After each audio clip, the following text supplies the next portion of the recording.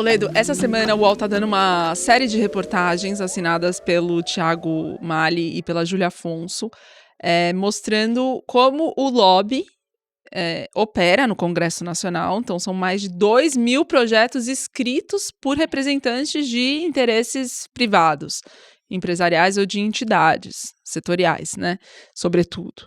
E aí, eles rastrearam a origem desses projetos e emendas através de metadados e foram percebendo que isso chega em todo tipo de deputado. Inclusive, são uma série de reportagens importantes, né, para todo mundo ler, eu recomendo. E você foi além, né? Você pegou esses dados e pesquisou mais sobre essa dinâmica. Por isso que é a hora e a vez da privatização do Congresso Nacional. Como você citou, eu vou começar falando de coisas que estão na série de reportagens, alguns dados, para chamar a atenção e até estimular as pessoas a lerem as reportagens. Diariamente, segundo a reportagem, circulam 3 a 4 vezes mais lobistas do que deputados e senadores pelos salões e gabinetes do Congresso Nacional. Pensa bem, você entra no Congresso, Thaís, vai lá no Salão Verde, você tem 3 a 4 vezes mais chance de esbarrar num lobista do que num parlamentar. Não é chocante isso?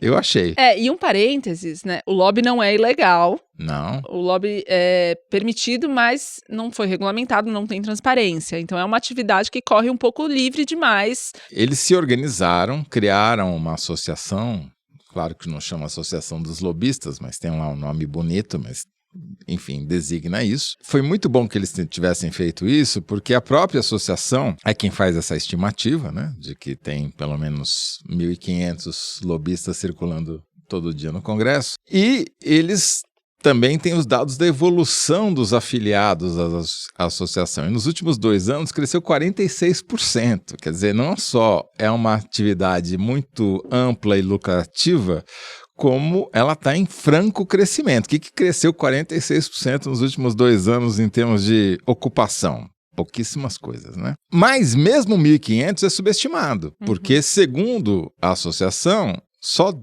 1 em cada 3 se reconhece como lobista, ou com o nome que se queira dar, né? Relações institucionais, etc. Ou seja, talvez os 1.500 sejam 4.500, não é?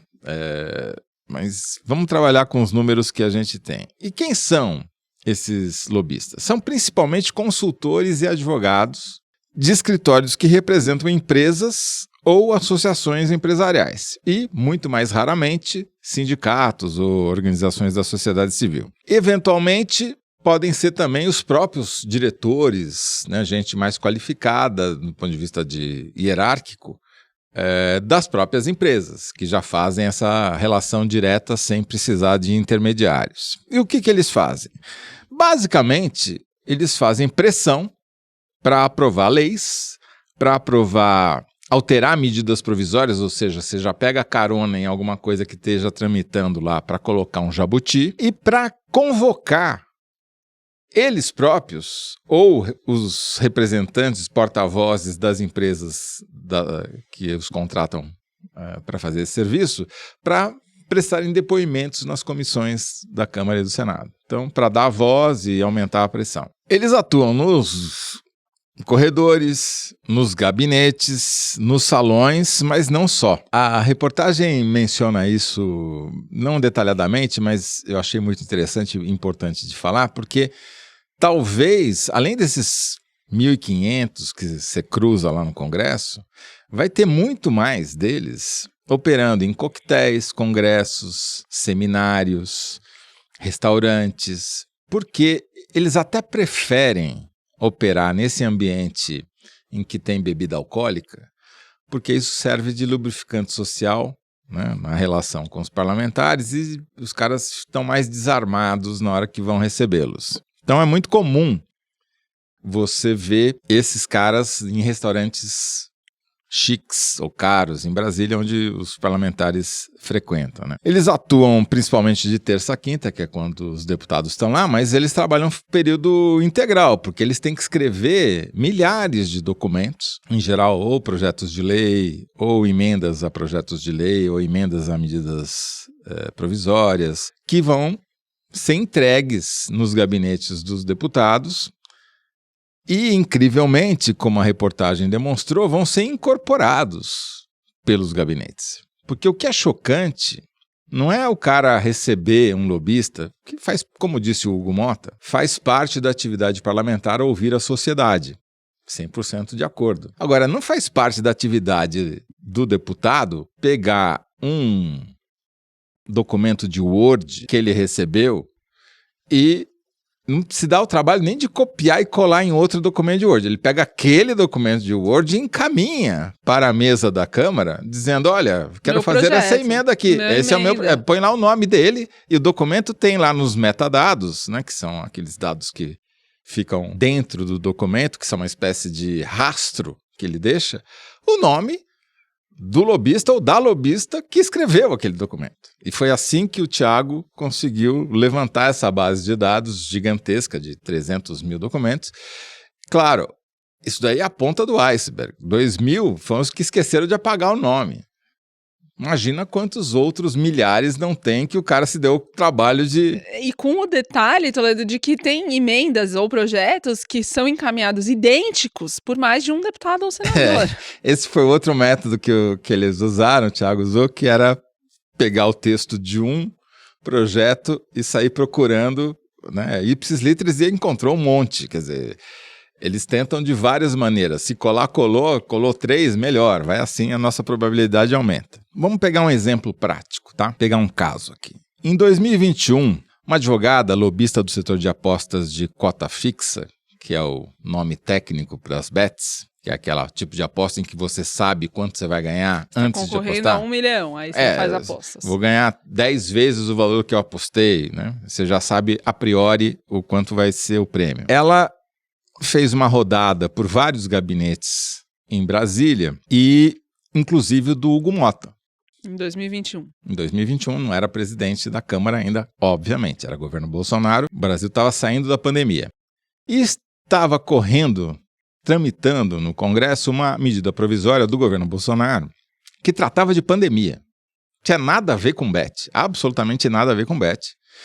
Mas ela levou lá um texto de uma emenda para essa medida provisória, para tratar de bets.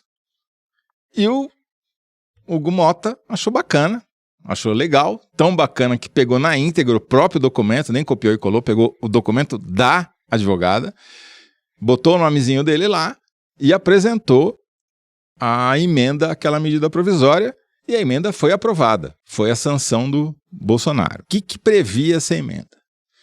Ela previa que a base de cálculo da cobrança de tributos sobre as empresas de aposta de cota fixa, ou seja, sobre as bets, fosse reduzida drasticamente.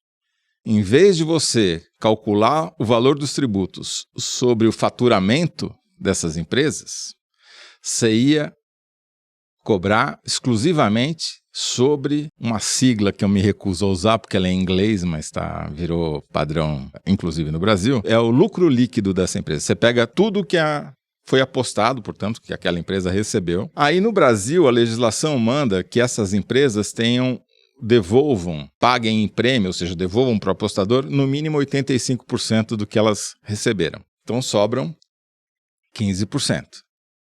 Esses 15%, eles ainda descontam, isso foi obra do Hugo Motta, 2% que é do imposto de renda que é retido dos apostadores, que ganharam, não é pela empresa, é o imposto que é retido na fonte, a alíquota de 30% dá, fazendo as contas, dá mais ou menos 2%. Então, você tira 85% que voltou para os apostadores como prêmio, tira 2% do imposto e ainda tem todas as despesas que as empresas dizem que tem.